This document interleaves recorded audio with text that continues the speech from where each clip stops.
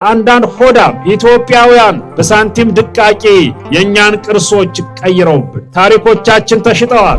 አንዳንዱ ጳጳስ የለም እኮ ዘንድሮ ይልሃል አለ እንጂ ለምንድን ነው ይላል። ፓትርያርክ የለም እኮ ይልሃል አለ እንጂ በስነ ስርዓት ነው ፓትርያርክ። ከጳጳሳት መካከል ልክ የማይሰሩ ጳጳሳት አሉ ነው የሚባለው። አሉ ለቤተ ክርስቲያን የማይሆኑ በሰፈር የሚያምኑ ለትውልዱ የማይጨነቁ ትውልድ የማይገዳቸው ሆዴ ይሙላ ደረቴ ይቅላ የሚሉ በሰፈር በወገን ታጅበው የተሾሙ ጳጳሳት አሉ ከሆነ እኔም አዎ አሉ። ራስን አይደለም ሌላውን ማህበረሰብ ሰብስቦ ከዛሬ ጀምሮ የኢትዮጵያ ቤተክርስቲያን አታስፈልግም ወደሷ አንሄድም ብሎ አድማ መቀስቀስ የድንቁርና ጫፍ ነው። ኃጢአት የሚሰሩ ሰዎች መድኃኒታቸው መመለስ ብቻ ነው። ጌታ ከእናቱ ጋር በእንስሳት በረት ነበረ፣ ግን እግዚአብሔር ነበረ። በከብት በረት ውስጥም እግዚአብሔር ታላቅ ነው። በአህያ ጀርባ ላይም እግዚአብሔር ታላቅ ነው። በደብረ ዘይት ተራራ ላይም እግዚአብሔር ታላቅ ነው። መስቀል ላይም እግዚአብሔር ታላቅ ነው። መቃብር ውስጥም እግዚአብሔር ነው። የቦታ ማነስ የታላቁን ታላቅነት ዝቅና ከፍ ያድርግ። የኢየሱስ ክርስቶስ መሰደድ የዲያብሎስን መሰደድ አበሰረን። እርሱ ተሰደደብን ስንል ለካ እኛን ለመመለስ ያደረገው ስደት ነው አልና ደስ አለን። ከኃጢአት እንመለስ፣ ከድንቁርና እንመለስ፣ ከንፉግነት መንፈስ እንመለስ።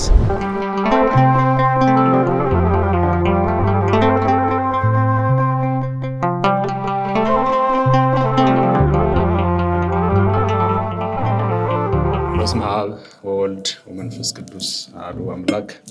ትላንትን አሳልፎ ዛሬን በልዩ ስጦታነት ሰጥቶ ነገም የኛ እንድትሆን በጎ ፈቃዱ ሆኖ ጸሎት ልናደርስ ልንማጸን በምንችልባት መልካም በተባለች ስፍራ ስለሰበሰበን የአባቶቻችን የእናቶቻችን አምላክ እግዚአብሔር ስሙ የተመሰገነ ይሁን። ፈቃደ እግዚአብሔር ሆኖ በዚህ የጽድቅ ስፍራ ከተገናኘን ላይቀር የምንማርበት የትምህርታችን ርዕስ እንመለስ የሚል ነው። እንግዲህ ዛሬ የተገኘነው እንደምታውቁት የእመቤታችን ወርሃዊ መታሰቢያ ነው። በተለምዶ ባታ ይባላል። ትንታኔ በተሰጠው ትርጉም ግን የእመቤታችን ወደ ቤተ መቅደስ የገባችበት ዕለት ማለት ነው። በዛሬው ዕለት የሚነገረው ነገረ ክርስቶስ፣ ነገረ ማርያም፣ ነገረ ቅዱሳን፣ ነገረ መላእክት፣ ነገረ ቤተ ክርስቲያን ነው። አምስቱ ነገሮች ብዙ ጊዜ ስለ እመቤታችን ስንነጋገር እንዲኖሩ ግድ ይላል፣ ታሪኩ ያስገድዳል። ከሁሉ በላይ ደግሞ እመቤታችን ከልጇ ከወዳጆቿ ጋራ ከስደት የተመለሰችበት የእግዚአብሔር ቃል ወይም ያን የሚመለከት ታሪክ የሚተረክበት ወቅት ነው። ህዳር ነውና የኢትዮጵያ ቤተክርስቲያን የምታስተምረው ወይም ታሪኩ የተጻፈው ግንቦት 24 ነው። ወደ ምድረ ግብጽ የወረደችው ግንቦት 24 ነው። ግን ምንድነው አንዱን ከሌላው ጋራ በማሰናሰል በማገናኘት ማስተማር ማገልገል የጽድቅ ስራችንን የበለጠ ስለሚያጎለብተው በሚል ቤተክርስቲያን የእመቤታችንን ስደት በወርሃ ጽጌ እንዲታሰብ አድርጋለች። ይሄ የምናተርፍበት የሚያስተርፈን ማንከስርበት ስርዓት ነው። የቤተክርስቲያን ስርዓት ነው። እንመለስ የሚለው ቃል በገጸ ንባብ ደረጃ ከ6 ጊዜ በላይ በመጽሐፍ ቅዱስ ተጠቅሰዋል። ኑ እንመለስ የሚሉ ቃላት አሉ። እንመለስ የሚለው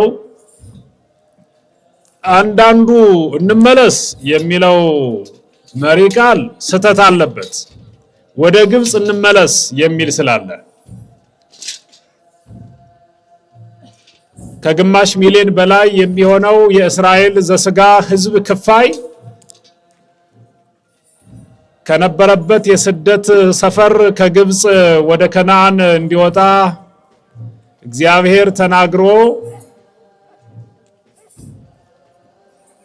ሲወጣ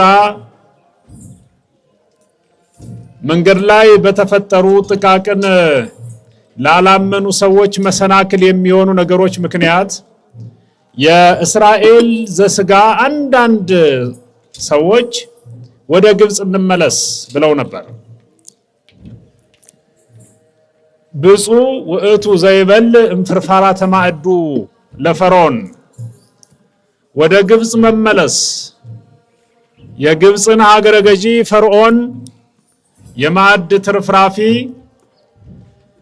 የዱባ ትራፊ መመገብ ብፁዕነት ነው፣ እንመለስ፣ መታደል ነው የፈርዖንን የማዕድ ትራፊ መመገብ ብለው ከዋናው ማዕድ ይልቅ የማዕዱ ትራፊ ያጓጓቸው ያሳሳቸው እንዲመለሱ ያስገደዳቸው ሰዎች ነበሩ እና አንዳንድ ጊዜ እንመለስ የሚለው ወደ ግብጽ እንመለስ የሚልም ስላለ ያን ሳንሻ ያን ሳናካትት ነው።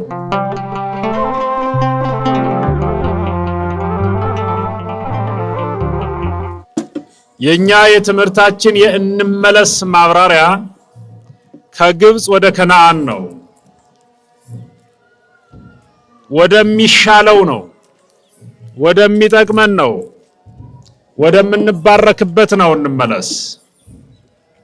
ሰው እንዴት ወደ መቃብር እንመለስ ይላል? ሰው እንዴት ወደ ሞትን ሊያመጣ ወደሚችል ወደ ዕፀ በለስ ዛፍ ጥላ ስር እንመለስ ይላል? ሰው እንዴት ለራሱም ለወገኖቹም ለሀገሩም ለተቋሙም ወደማይጠቅም እሳቤና ሁኔታ እንመለስ ይላል? እንመለስ ማለት ካለበት ወደ ፊት ነው፣ ወደ ነፃነት ነው፣ ወደ ፍርፋሪው ሳይሆን ወደ ዋናው ነው። በአባት ቤት ወደ መላው ነገር ታፍሶ ተዝቆ ተጠጥቶ ተቆርሶ ተጎርሶ ወደማያልቀው ማዕድ ነው መመለስ ማለት። ለመመለስ መሻት፣ ለመመለስ ያለን መሻት መለካት ያለበት በእንደዚህ አይነት ቅርጽና ይዘት ነው እና መጽሐፍት ተባብረው እንመለስ እንመለስ እንመለስ የሚለውን ቃል ጽፈውታል። ጸሐፊያኑም ጽፈውታል፣ መጽሐፍትም ተሸክመውታል። እኛም እናነባዋለን። የተከበራችሁና የተወደዳችሁ ኦርቶዶክሳውያን፣ በማለዳ እግዚአብሔር ሊናገር የፈለገው መልእክት ሁሉም ቢቻል ባይቻል አብዛኛው ወደ ልቡ፣ ወደ ቀልቡ፣ ወደ ነፍሱ፣ ወደ መንፈሱ እንዲመለስ ማድረጊያ ርዕስ ነው። መመለስ የሚገባው ሁሉ አንድም ሳይተርፍ አይደለም ነፍስ ያለው አስከሬኑ ሳይቀር እንዲመለስ መልእክት አለው ቃሉ። ታስታውሱ የለ የእስራኤል ዘሥጋን ደርሶ መልስ ግብረ መልስ ከግብጽ ሲወጡ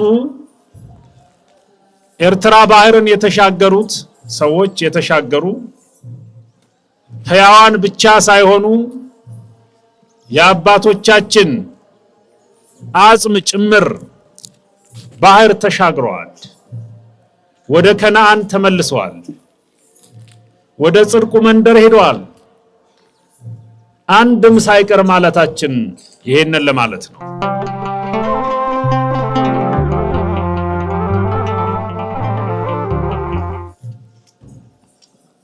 መመለስማ እንደዚህ ነው። ቁሳቁሶቻችን ሳይቀሩ፣ ነዋያተ ቅድሳቶቻችን ሳይቀሩ፣ መቋሚያው፣ ጸናጽሉ፣ ከበሮው ሳይቀር፣ አክሊሉ፣ ጽናውና ሌሎቹም ሳይቀሩ መመለስ መቻል ነው። ወደሚያጸድቀው መንደር፣ ወደሚያጸድቀው ከፍታ መመለስ ያስፈልጋል።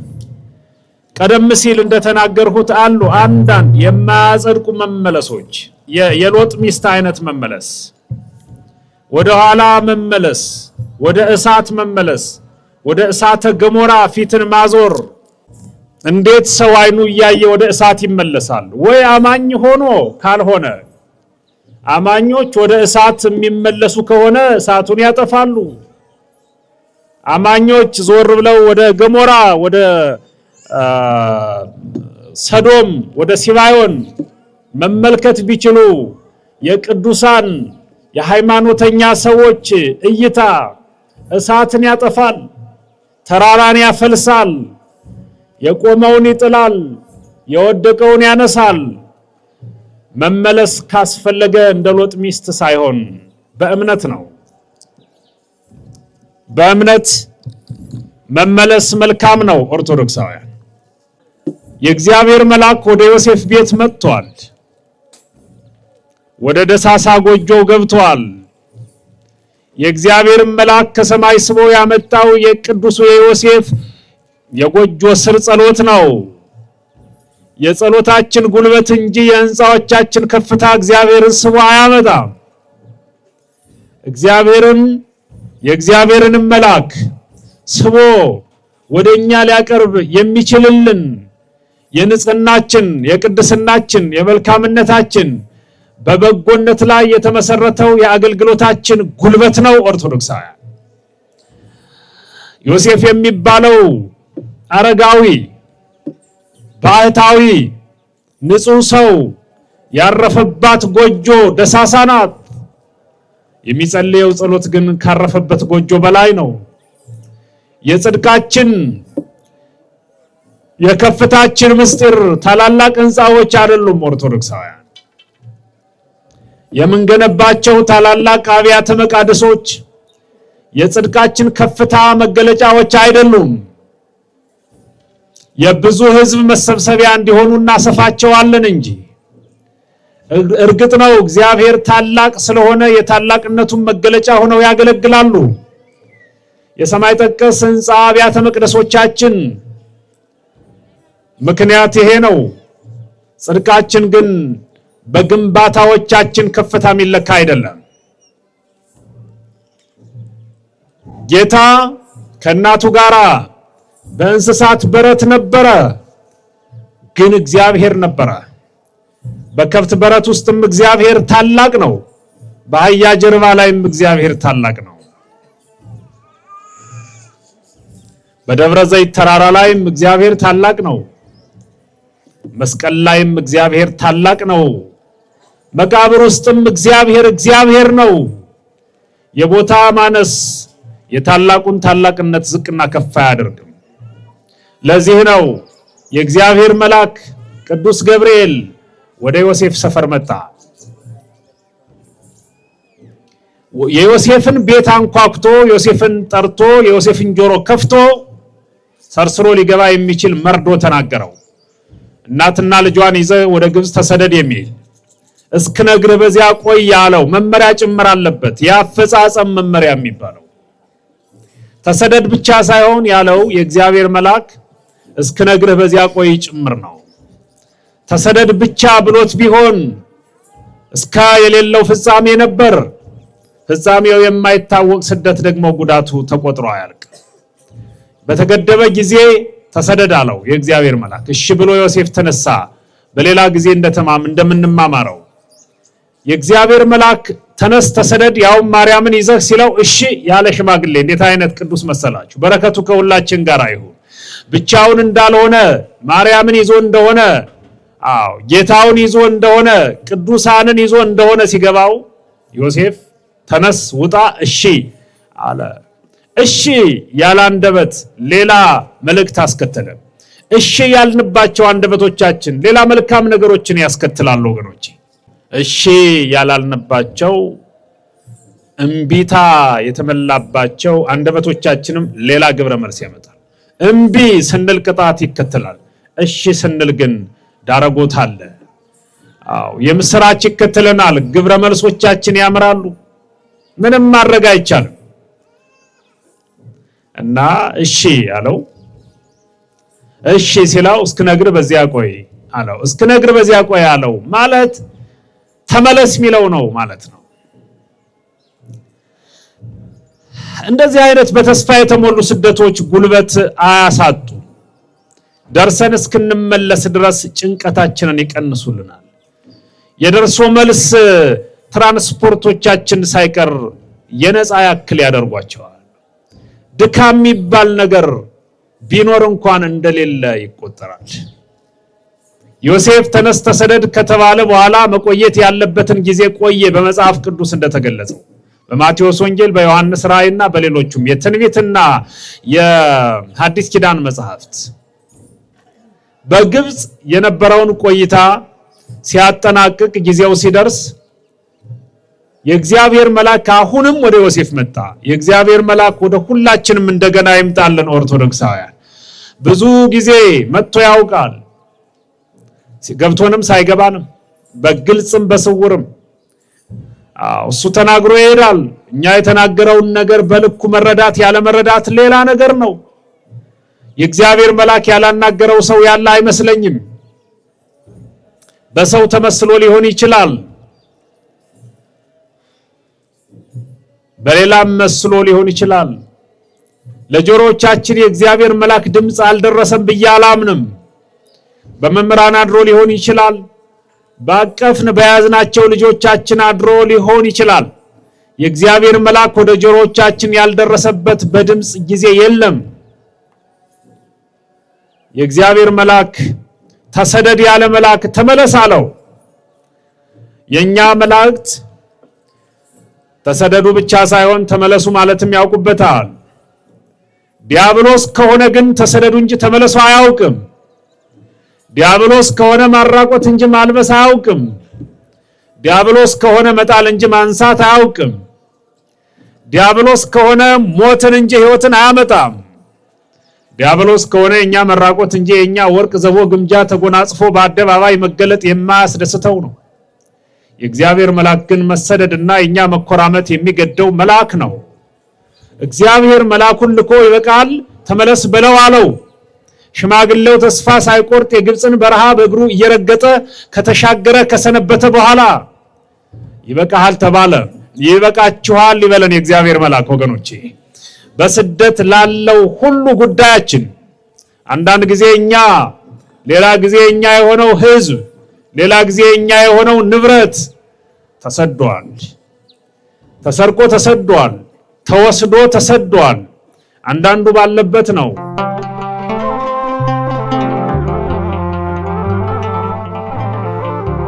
ኢትዮጵያ ኦርቶዶክስ ተዋሕዶ ቤተክርስቲያን ውስጥ የነበሩ ስንት ቅርሶች ከኢትዮጵያ ከተሰደዱ በሌቦች እጅ አማካኝነት ዘግይተዋል። እስከ ቅርብ ድረስ እነ ገድለ አቡነ ዘርአብሩክ የተመለሱ አሁን አይደለም ወይ አሉ። ከኢትዮጵያ ተወስደው አንዳንድ ሆዳም ኢትዮጵያውያን በሳንቲም ድቃቂ የኛን ቅርሶች ቀይረውብን ታሪኮቻችን ተሽጠዋል። በሌላ ሀገር ለጉብኝት ስንሄድ በአይኖቻችን አይተን በእጆቻችን ዳሰን አሃ የኛ ነበሩ እኮ ያልናቸው እርግጠኛ የሆንባቸው እነሱም አዎ የናንተ ናቸው ያሉን የሙዚየሙ አስጎብኚዎች እነዚህ ከኢትዮጵያ የመጡ ናቸው እያሉ የሚያስጎበኟቸው ሄዱ። ከኢትዮጵያ ውጭ ወዳሉ ዓለማት በየሙዚየሞቻቸው በየላይብረሪዎቻቸው ተቀምጠው ያሉ የኛ ሰዎች የወሰዶቻቸው በስደት ያሉ መጽሐፍት አሉ። የተሰደደ ታሪክ አለ፣ የተሰደደ ሰው አለ፣ የተሰደደ መጽሐፍ አለ፣ የተሰደደ ቅርስ አለ፣ የተሰደደ ልብ ጭምር አለ። በተለይ እንደ ዘንድሮ አይነቱ ዘመን ሁሉን የልብ ስደተኛ አድርጎታል። ኑር አልለው ብለዋል ትውልዱ። የእግዚአብሔር መልአክ በየመንደራችን ያለ ይመስላል። ውጡ ተሰደዱ እያለ ይመስላል። የሁሉም ልብ በስደት ላይ ነው ያለው። ከተሰደደ ወገኑ ጋራ የተሰደደ ልብ ነው ያለው። በግፍ ተሰዷል፣ በረሃብ ምክንያት ተሰዷል፣ በፍትህ እጦት ተሰዷል። በብዙ አስፈሪ ነገሮች ያልተሰደደው ትንሽ ነው። ያለውም እንዳልኋችሁ ነው። የልብ የአእምሮ ስደተኛ ሆኗል። ቅርሶቻችንን ለማስመለስ ስንሄድ ክፈሉ ይሉናል። የኛን ወስደው ሽጠው ገዝተን እንድናመጣቸው ያስገድዱናል። እባካችሁ ወገኖቼ ታሪክ እንጠብቅ፣ ታሪክ አንሽጥ፣ ታሪክ አናባክን። ከዚህ ያሉ ሰዎች ሽጠው የጨረሷቸው እጅግ በጣም ኢትዮጵያ ውስጥ ካሉ ቅርሶች ከኢትዮጵያ የተሰደዱ ቅርሶች ይበዛሉ። ያሳዝናል። የሆነው ይሄ ዛሬ አይደለም። ዛሬም ይሄ ቅርስ ቅሰጣ ይኖራል። ድሮ የነበሩ ናቸው እነዚህ በጣም ብዙ። አንድ እኔ በቅርብ ከሊቃውንቱ ጋር ሆኜ የተረጎምሁት መጽሐፍ አለ፣ መጽሐፈ ልደታ የሚባል ከተወሰዱ የብራና መጽሐፍቶች አንዱ ነው። ሄደን አስፈቅደን ፎቶ አንስተን እባካችሁ የሙዚየሙ ሰዎች ከፍለን እባካችሁ እንደምንም ብለን ተጎናብሰን ፎቶ እንኳን እናንሳ ብለን ጠይቀን የተሰረቁ ቅርሶቻችን መልክ ፎቶ አንስተን እስክንመጣ እኮ ደርሰናል ወገኖቼ።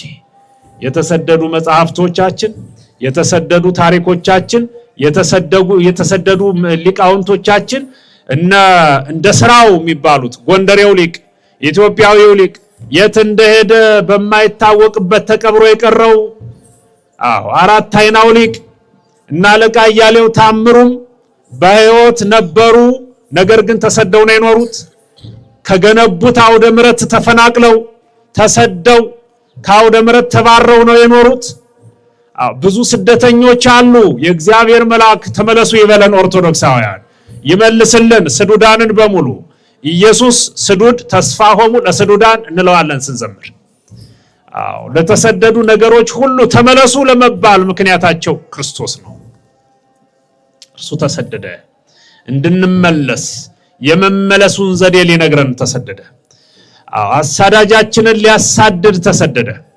የተሰደደውን በሙሉ መመለስ እንደሚችል ሊነግር ተሰደደ። ለስደት ምክንያት የሆኑን ጣዖታትን ለማሳደድ ተሰደደ ክርስቶስ። ጉየተ ሕፃን አጉየዮ ለዲያብሎስ ይሉታል ሊቃውንቱ። የኢየሱስ ክርስቶስ መሰደድ የዲያብሎስን መሰደድ አበሰረን። እርሱ ተሰደደብን ስንል ለካ እኛን ለመመለስ ያደረገው ስደት ነው አልና ደስ አለን። አዳም ከተሰደደበት እንዲመለስ ያደረገው ስደት ነበረ። ለካ በዚህም ደስ አለን። እንኳን ተሰደደ አልነው፣ መመለሱ አይቀርምና ተመለስ ተባለ።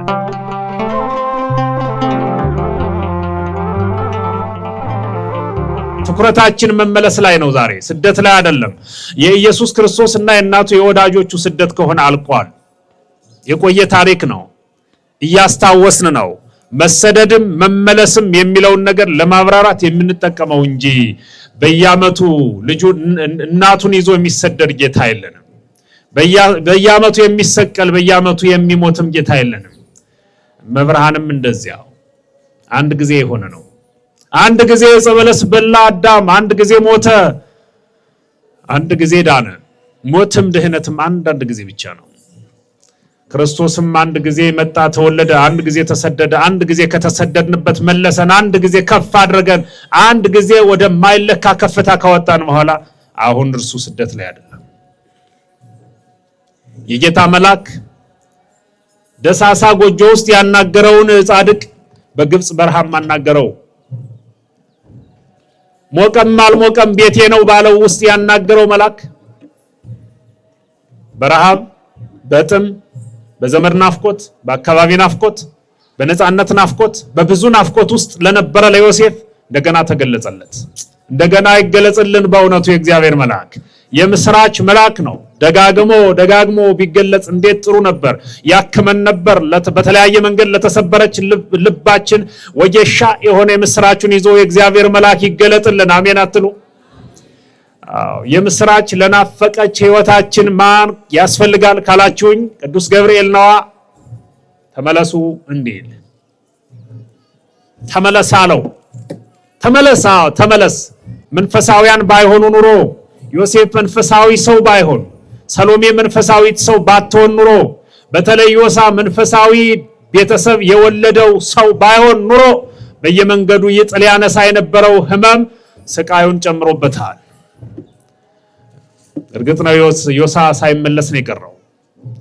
ዮሳ ከህመሙ ጽናት የተነሳ መውደቅ መነሳቱ ሳያንስ አንድ ጊዜ መልካም ሰራው ብሎ በፈጸመው ስተት ማርያምን የናቀ፣ ማርያምን ያቀለለ፣ ለማርያም ያላሰበ አስመስሎት እንደው ክርስቶስ የዮሳን ልብ ስለማያውቅ አይደለም፣ በእውነቱ ለእናቱ ያለውን ክብርና ጥንቃቄ ማሳያ ነው። እናቴን በዚህ አንበል በዚህ ስላስደነገጥካት በዚሁ ቅር ብሎት ዮሳ አልተመለሰም አልን እንጂ ጻድቅ ነው አይደለም ግን አላልንም። ዮሳ ባይመለስም ጻድቅ ነው። ምንተ ገብረ ኃጢአተ ብሎታል። ምንድነው ዮሳ የሰራው ኃጢአት ብሎታል። እናቱን ያስደነገጠ ከመምሰል ውጪ ሌላ ምንም ኃጢአት የለበትም። ጥቃቅን ኃጢአቶቻችን ከገነት አያስቀሩንም፣ ከገነት አያስወጡም። ጥቃቅን ስህተቶቻችን መመለስ ብቻ የሚያስወግዳቸው ናቸው። ኃጢአት የሚሰሩ ሰዎች መድኃኒታቸው መመለስ ብቻ ነው። ዮሳ ኃጢአት ሆኖ አልተቆጠረበትም። በተአምር ግን ጊዜያዊ በዚህ ምድር እያለ ስጋው ላይ ቅጣት ደርሶበታል እያልኳችሁ የሆነ ሆኖ ለትምህርታችን ጥቅል ይዘት እንዲያመች የእግዚአብሔር መልአክ በደሳሳ ጎጆ የተናገረ የእግዚአብሔር መልአክ በግብጽ በረሃ ላይም ዮሴፍን አልተለየውም። ተመልከቱ። ትናንት በልጅነታችሁ ዘመን ይጠብቃችሁ የነበረ መልአክ፣ ያልተለያችሁ መልአክ በስደት ጊዜም እንደማይለየን አትጠራጠሩ ወገኖቼ። በራበን ጊዜ በተሰቃየን ባልን ጊዜ ችግር ነው ባልን ጊዜ የእግዚአብሔር መልአክ አይለየንም፣ አትጠራጠሩ። መልአኩ ቅዱስ ገብርኤል ከሁላችን ጋር ይሁን። ያስፈልገናል። ሊጥለን ያንገዳገደን ነገር በበዛ በከበደን ጊዜ ሁሉ የእግዚአብሔር መልአክ ያስፈልገናል። የምስራቹን ይዞ ከተፍ ሚል ደስ ይበልሽ ይላል።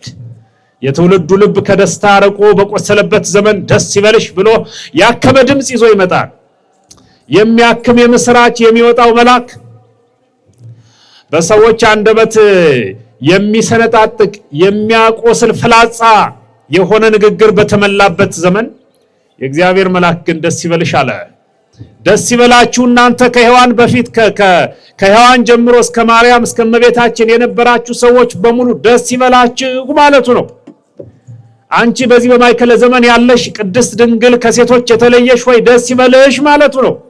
ከአንቺ በኋላ እስከ ዕለተ ምጽአት ያሉ ልጆችም ደስ ይበላቸው ማለቱ ነው። መስቀለኛ ደስታ እንለዋለን። ወደ ኋላ የሚሄድ ወደፊትም የማይቋረጥ መሃል ላይም ስራ የሰራ ደስታ፣ ለነፍስ የሚጠቅም ደስታ ነው ወገኖቼ። በየፌርማታው ቤተክርስቲያን እየተገነባልን አይደለም ወይ? ካህናት በየቤቶቻችን አሉ ወይ? ንስሐ አባት አሉን አይደለም ወይ? መምህራን አሉ እኮ። እኛ እኮ ኢትዮጵያውያን በተለይም የባህር ዳር ከተማ ህዝብ ከጎደለበት እኮ የሞላለት ይበዛል። ስንት ቤተክርስቲያን ያለው በየሰፈራችን ከተጠቀምንበት ከተባረክንበት ስንት ካህናት ነው ያሉት። ጉባኤ ቤቶችን ባለፈው አንድ ጥናት ሳይ ከ20 ሺህ ያላነሱ ደቀ መዛሙርት አሉባቸው ጉባኤ ቤቶች ሳይቀሩ። ተመልከት። የቤተክርስቲያኒቱ መንፈሳውያን ግንባር ቀደም መንፈሳውያን ሰራዊት የምንላቸው ደቀ መዛሙርት ከ20 ሺህ ያላነሱ አሉ ባህር ዳር ከተማ ውስጥ ብቻ። ዘንድሮ መመለስ አለብን። አንድ በቅደም ተከተል ላስቀምጥላችሁ እንዲመች። አንድ መመለስ ምትለን ምንድነው? መመለስ ከየት ካላችሁ ከኃጢአት መመለስ አለብን። ክርስቶስ፣ እመቤታችን፣ ዮሴፍ፣ ሰሎሜ ከግብጽ ተመልሰዋል ማለት ነው። እናንተና እኔ ከኃጢአት መመለስ አለብን። አንደኛ ከኃጢአት እንመለስ፣ ከክፋት እንመለስ። እርግጥ ነው ክፋት የኃጢአት አካል ነው። አንደኛ ይሄ ነው፣ ከኃጢአት መመለስ ነው። ሁለተኛው ከድንቁርና እንመለስ። ድንቁርና የምንለው ትምህርት ጠልነትን ነው። ሳይማሩ መቅረትን አይደለም። ከዚህ በኋላ ልማርም ብሎ መዝጋት ነው ድንቁርና። ሳይማሩ መገኘት በተለያየ አጋጣሚ ሊሆን ይችላል። ምቹ አጋጣሚ ያለ መኖር የሚለው ከዚህ በኋላ ልማርም ብሎ መደምደም ነው ድንቁርና። ይሄው እናንተማ ወንጌል እየተማራችሁ ታድላችሁ የለም? እኔንም ጌታ ያቁሞ እያስተማረኝ ነው ታድያለሁ። እናንተም ታድላችኋል። አልማርም የምን ትምህርት የሚል ሰው ከዚህ ይመለስ። ሁለተኛው ነው፣ ከድንቁርና እንመለስ። በቅርብ አንድ ወዳጄ ልበለው ወንጌል ስላላስተማርነው ነው ሲሳሳት ያየሁት። በዚህ በአርሲ አካባቢ በተፈጸመው በደል ሰዎችን ሰብሰብ አድርጎ ከዚህ በኋላ ወደ ኢትዮጵያ ኦርቶዶክስ ተዋሕዶ ቤተክርስቲያን አንሄድም ሲል ሰምቼዋለሁ። ሰምታችሁታል እናንተ። በአንድ በኩል ውስጥ የተጎዳ ይሄን ያክል ወንጌል ያላስተማርነው ስለሆነ እኮ ነው። ቀድመን ስላልደረስንለት እኮ ነው። የኛ ስንፍና እኮ ነው። የቤተ ክርስቲያን አገልጋዮች ድካም እኮ ነው። ይሄ ማህበረሰቡ ውስጥ ገብተን ድካሙ ስላረዳ ነው አልኩ፣ ራሴን ወቀስኩ። በሌላ በኩል ግን አይባልም። ራስን አይደለም ሌላውን ማህበረሰብ ሰብስቦ ከዛሬ ጀምሮ የኢትዮጵያ ቤተክርስቲያን አታስፈልግም ወደሷ አንሄድም ብሎ አድማ መቀስቀስ የድንቁርና ጫፍ ነው። አይባልም እንደዚህ። እና የትንድ ታዲያ እኮ የትደን እንረፍ? ማረፊያችን ቤተ መቅደስ አይደለችም ወይ? አይደለም በህይወት ስንሞት ምን መጣስ ወደዚህ አይደለም ወይ? ደህና ዋልክ ወንድሜ፣ እግዚአብሔር ይመስገን። በልደና ካደርን ነገ ቤተክርስቲያን እንገናኝ አለው። ደህና ባናርስ የት እንዳልሄድን ነው አለው መላሹ ይባል የለም ወይ? ደህና ብንሆንስ ባንሆንስ ቤተክርስቲያንማ ተውን እንጂ እንዴ አይባልም እኮ እንደዚህ አይነት ወጣቶችም አትፈጠሩ። ቤተክርስቲያንን አትጥሉ። ግሩምን መጥላት ትችላለህ መጽሐፍ ከፈቀደልህ። እኔ ጠላት ከሆንኩ ጠላትን ውደድ ይልብሃል።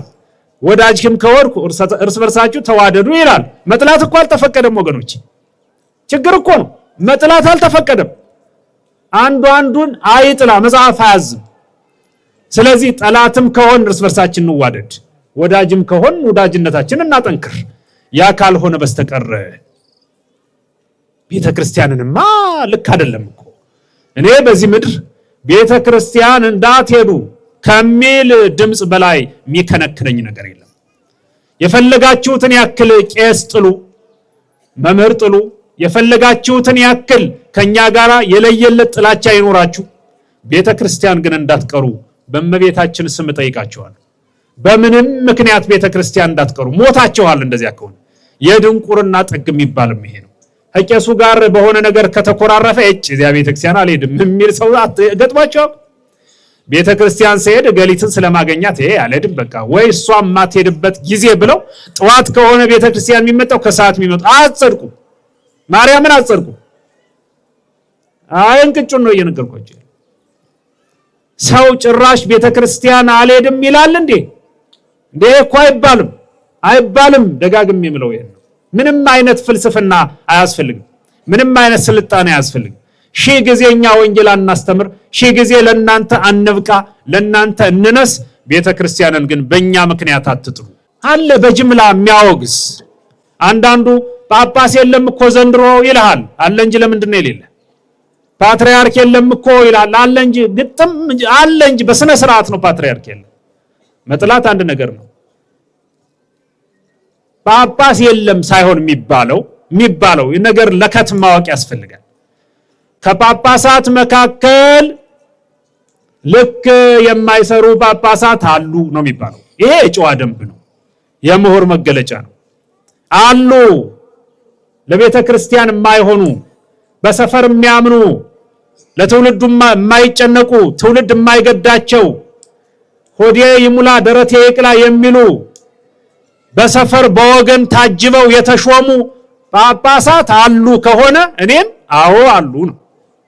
እኔም ጳጳስ የለም ግን ንስሐ በራሱ የሚያስገባው ከባድ ንስሐ ነው። ለምን ነው ጳጳስ የለም ማለት? ጳጳስ የለም ማለት እኮ ቤተክርስቲያን የለችም ማለት። በሌላ አነጋገር ክርስቲያን የለም ማለት ነው እኮ። ገብቷችኋል? ይሄ ክርስቲያን የለም አይባልም። ክርስቲያኖች መካከል በጣም መጥፎ ሰዎች አሉ ማለት ይቻላል። ስላሉ ስለምንኖር እንደዚህ ነው የሚሰበከው የሚወሰደው። በጅምላ ፍረጃ ልክ አይደለም።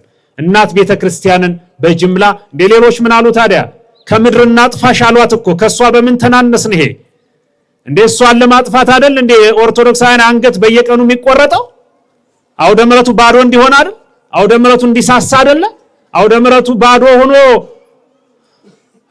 አብረን መዘመር፣ አብረን መቀደስ፣ አብረን ማወደስ እንድንተው አይደል? ተስፋ እንድንቆርጥ አይደል እንደ ክርስቲያኖች በቁጥር እንዲቀንሱ እየተደረገ ያለው በተሰላ በተጠና መንገድ። ቁም ነገሩ እሱ አይደለም። እናንተም እንዳትሳሳቱ ነው። ሁለተኛው ከእንደዚህ አይነት ድንቁርና እንመለስ። ሶስተኛ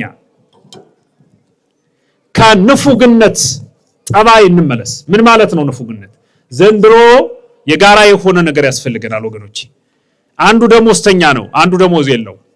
አንዱ ቤት አለው፣ አንዱ የለው። አንዱ የሆነ ነገር አለው፣ አንዱ የሆነ ነገር የለው። የሆነ ነገር የሌለው የሆነ ነገር ካለው ጋራ ተዛዝኖ ንፉግነትን አስወግዶ ወደ መኖር ይመለስ። መመለሳል በግድ ነው መመለስ ያለብን። ሶስቱ ይበቁናል። ሶስቱ ነገሮች ላይ እንመለስ። አዎ ከኃጢአት እንመለስ፣ ከድንቁርና እንመለስ፣ ከንፉግነት መንፈስ እንመለስ። ከዚያ ወደ የት እንሂድ ካላችሁኝ ሊሆን ወደሚችለው ከፍታ ነዋ። እርሱም ጽድቅ ነው፣ እርሱም በረከት ነው፣ እርሱም ሰላም ነው፣ እርሱም ነፃነት ነው፣ እርሱም ከባርነት ቀንበር ነፃ መውጣት ነው። የተመለሱ ሰዎች ምን ሆነዋልና ነው እንደዚህ የምትለን ካላችሁኝ የነነዌን ሰዎች ሄዳችሁ አንብቡ። ትንቢተ ዮናስን ከሰማይ የወረደውን እሳት መከልከል የቻለው መመለስ ብቻ ነው። የመመለስ መድኃኒቱ ምንድነው? የችግሮች ሁሉ መድኃኒት መመለስ ብቻ ነው። ሌላ አትፈልጉ። ይሄ ይቁም፣ ጦርነት ይብቃ፣ መገዳደል ይብቃ፣ ረሃብ ይብቃ። ይሄ በእንትን በምንድነው በመፎክር የሚቆም ችግር የለም። በመመለስ የሚቆም ችግር ነው ያለው። ወደፊት ለማደግ መጀመሪያ ወደ ኋላ ማደግ ያስፈልጋል። የትላንቱን ማወቅ ያስፈልጋል ወደፊት ለመሄድ። አሽከርካሪዎች ሩጠው ገብተው የተሽከርካሪ ቁልፍ ከፍተው መሪ ከመጨበጣቸው በፊት ከመኪናቸው ጀርባ ያለው ተሽከርካሪ ጎማው ከጀርባ ምናልባት ሰው ከፍቶ ገብቶ ከሆነም የመኪና የተሽከርካሪያቸውን ጤና መጀመሪያ መፈተሽ አለባቸው። ከመሬት ተነስተው እንዲሁም ያሽከረክሩ ሰዎች ምናልባት ከጀርባ ያለው ከኋላ ያለው የተሽከርካሪው ጎማ እኮ ታኮ ሊኖረው ይችላል። ወደ ኋላ ማሰብ ይጠይቃል። ወደ ኋላ ማደግ ያስፈልጋል። ወደ ኋላ ማስተዋል። ወደፊት መሽከርከር ብቻ መዳረሻው ገሃነም ነው የሚሆነው። ወደ ኋላ ተመለስ ብሎም በአግባቡ እንደ ሎጥ ሚስት ሳይሆን እንደ አስተዋይ ሰዎች ወደ ኋላ መመለስ። የትምህርታችን ርዕስ እንመለስ ነው። በዚህ የትምህርታችን ርዕስ ውስጥ ያየናቸው እስካሁን የሰማችኋቸው ናቸው። ለዛሬ ቢበቃን ጥሩ ነው። ያስተማረን እግዚአብሔር ስሙ የተመሰገነ ይሁን። እግዚአብሔር ይባርካችሁ።